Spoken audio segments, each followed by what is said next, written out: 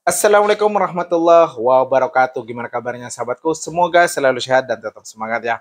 Kali ini aku mau sharing buat teman-teman, apabila kita kena dismonetisasi, apa yang harus kita lakukan agar channel kita bisa lanjut atau bisa monetisasi lagi. Nah, ini penting banget ya buat teman-teman. Kemarin sudah saya bahas, aku berjanji untuk bikin kontennya. Sekarang saya sudah mau bikin ya. Buat sharing buat teman-teman, buat pelajar untuk kedepannya. Jadi gini sahabatku ya.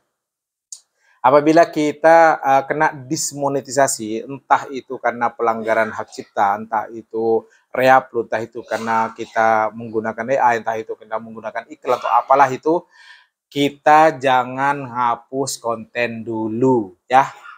Ada teman-teman apabila kita kena pelanggaran, langsung dia ngapus kontennya. Nah, itu nggak boleh ya. Ingat, kita kalau baru dicabut monetisasinya, itu tidak boleh ngapus konten, tidak boleh ngapus deskripsi, tidak boleh ngapus komentar, tidak boleh semuanya. Kita harus hati-hati ya.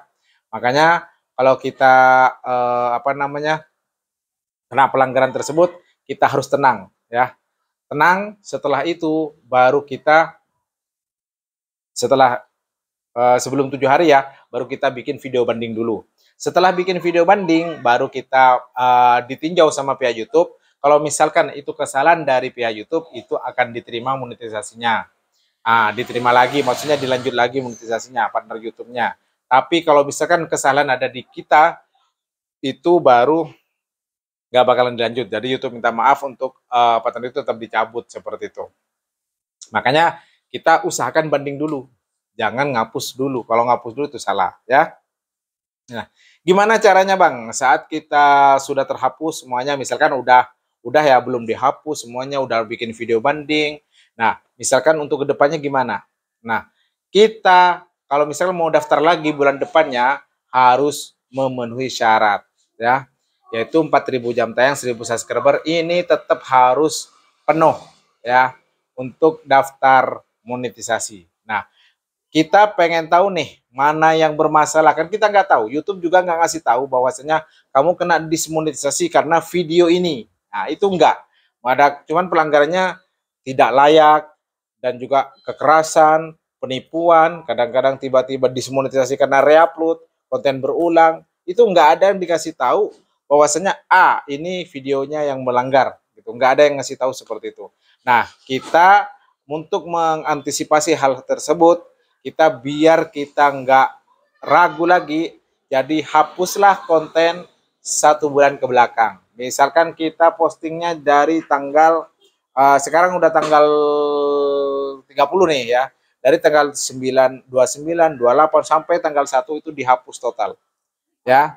Setelah itu kamu bikin konten yang baru lagi, yang ori lagi, baru kita bisa mengajukan ulang bulan depan, 100% itu diterima sahabatku. Karena ini sering yang dilakukan, yang apalagi di member saya ya, itu saya kasih arahan seperti ini, itu sering lolos monetisasi. Nah masalah video banding nih ya, video banding tersebut sebenarnya yang diminta sama pihak YouTube tersebut itu untuk membuktikan bahwasannya video tersebut milik kita atau channel tersebut milik kita. Makanya saat kita bikin konten video banding, kalau misalkan konten kita edukasi seperti ini, kita bisa menjelaskan ya cara ngeditnya, cara bikin thumbnailnya, cara ngerekamnya, semuanya kita jelasin di situ, dan pakai aplikasi apa, pokoknya sedetail mungkin, secepat mungkin, karena kita dikasih durasi 5 menit sama pihak itu untuk membuktikan bahwasanya itu milik kamu, bahwasanya kamu tidak pernah punya pelanggaran sedikit pun atau tidak melanggar dari monetisasi. Nah, makanya di situ kita harus bikin video banding dulu. Ya caranya seperti itu ya. Kita membuktikan bahwasanya ini channel punya kita, ya. Oke. Nah, seperti itu. Paham ya sahabatku? Untuk mengajukan ulang, tetap kita butuh yang namanya 4.000 jam tayang. Kita tetap butuh itu. Makanya buat teman-teman, kalau misalkan nih kita sudah daftar monetisasi menggunakan vlog dikasih musik ya, sudah mencapai 4.000 jam tayang, tiba-tiba nih ada teman-teman yang ngapus video kita yang ada 4.000 jam tayangnya. Itu salah besar kalau menurut saya.